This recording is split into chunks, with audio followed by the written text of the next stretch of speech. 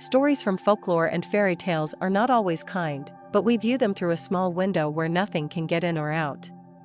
Mistakes are made and lessons learned, and there is a moral to be learned.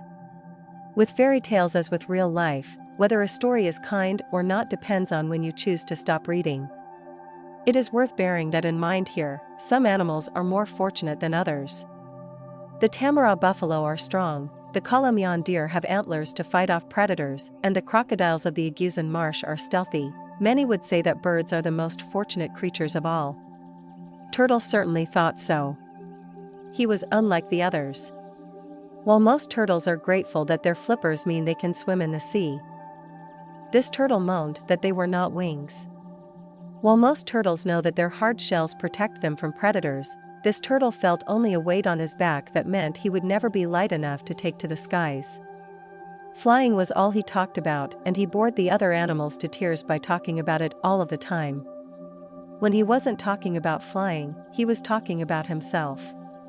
This particular turtle was not exactly good company. "You should be happy with what you've got," one of the elders told him after he had been on an especially long rant about flying. This elder was a wise and ancient beast with many scars upon his shell and many lines upon his face.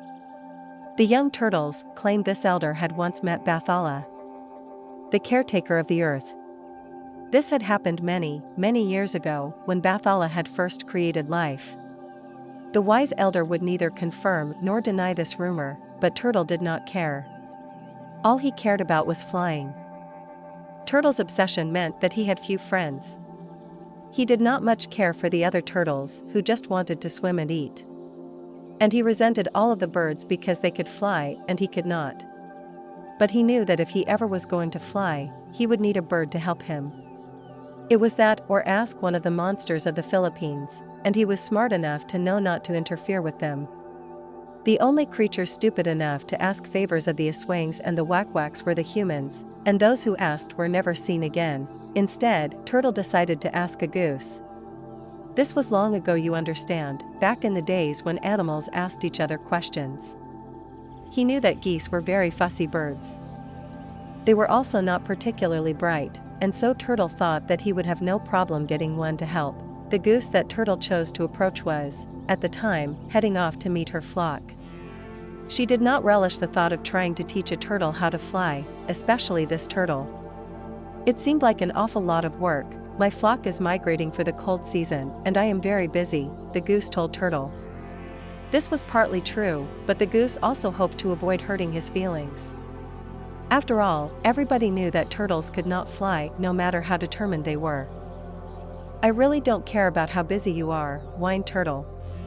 "I want to fly, and I want to fly now." It was obvious to the goose that the insistent turtle would not take no for an answer. "Let me first ask my flock," she said, knowing full well what they would say.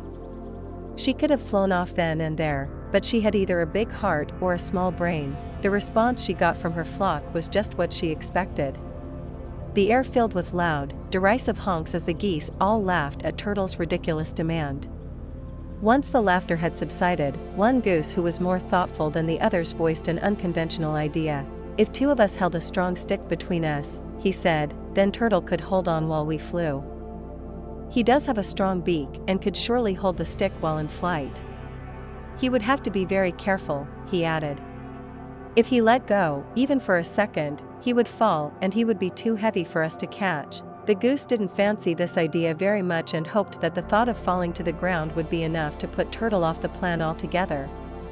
But, being a very selfish and single-minded sort of creature, Turtle was determined to go ahead. "Well, just remember to hold on as tightly as you can and never let go," said the goose, "otherwise you will fall and we will not be able to save you.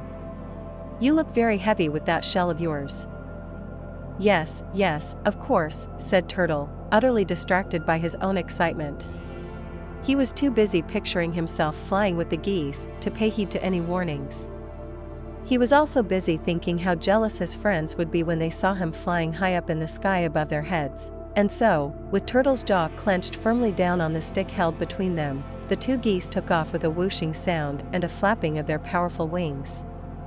Having never flown before, Turtle was amazed at the myriad of sights that stretched out below him as the geese soared up into the clear blue skies, the beautiful canopy of the jungle, the winding rivers, everything he saw only served to prove to Turtle that he had witnessed far too little of the world.